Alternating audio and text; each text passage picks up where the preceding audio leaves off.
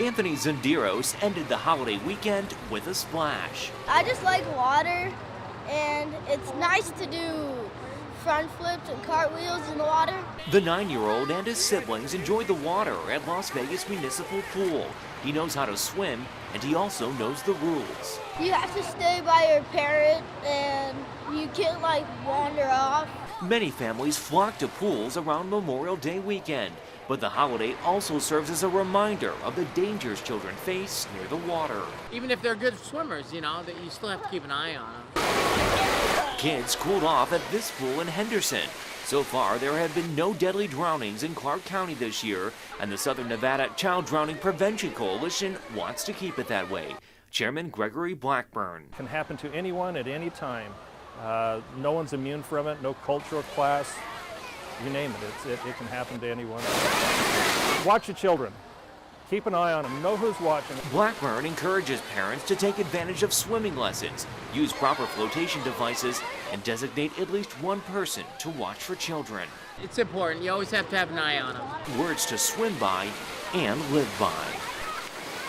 48 hours later, decades-old pine trees are uprooted, gas lines are destroyed, parked cars are totaled.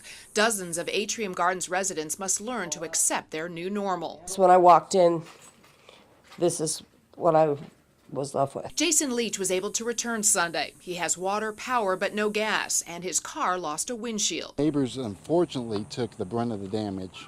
He had, back windshield was shattered and tail lights broken, and some minor damage on the back, but I got really, really lucky. According to one resident, the Homeowners Association can only cover damage in common areas, not in these parking lots, which is bad news for this car owner, and he only has liability. For those back in their homes, Fire and Rescue says to avoid carbon monoxide poisoning, don't use candles, outdoor grills, and generators. But Javier Moreno's parents are still homeless. He was on the phone with the power company all day looking for answers. Nevada Energy says that they've done everything they can on their part, but what's holding everything up now is the city inspectors have to come out and make sure that everything's up to code and done the way it should have been done. And Southwest Gas says they can't repair the gas lines until all the debris is removed. Now it's just all about waiting. Yeah, we're playing the waiting game, so hopefully it's a quick one. The typical scene of a home that's been broken into. Items knocked over, dresser drawers pulled out, a total mess. But then there's the chunk of wall that's ripped out with a small hole in it. At this condo, Metro is to blame for the disarray, doing this to gain access to this man, Arnold King, who was at the center of a standoff last Friday at the Vestania community, where officers believed he was holding a hostage in the neighboring unit. Tenant Atian Connor says she knew nothing about the ordeal when she came home after dark, where her door lock was broken, a shoe print right next to it.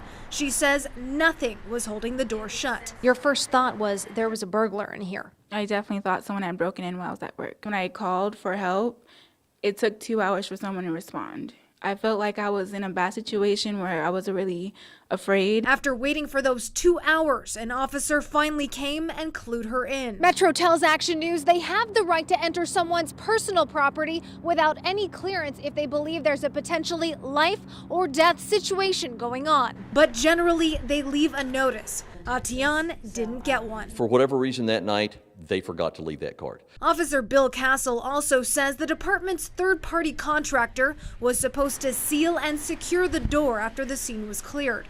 Metro tells us they left the complex after believing the issue was getting fixed. Metro did not stick around to see if the door was sealed and secured.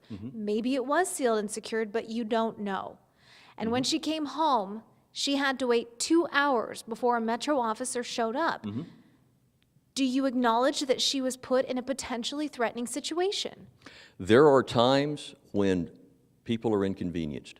We understand that. We hate it. Metro says it all boils down to a lack of officers, and they're doing the best they can with their limitations. They'll reimburse her condo owner for all the damages, which they blame on their tactical response protocol. But for the time being, she's staying elsewhere, saying her home is too unsafe.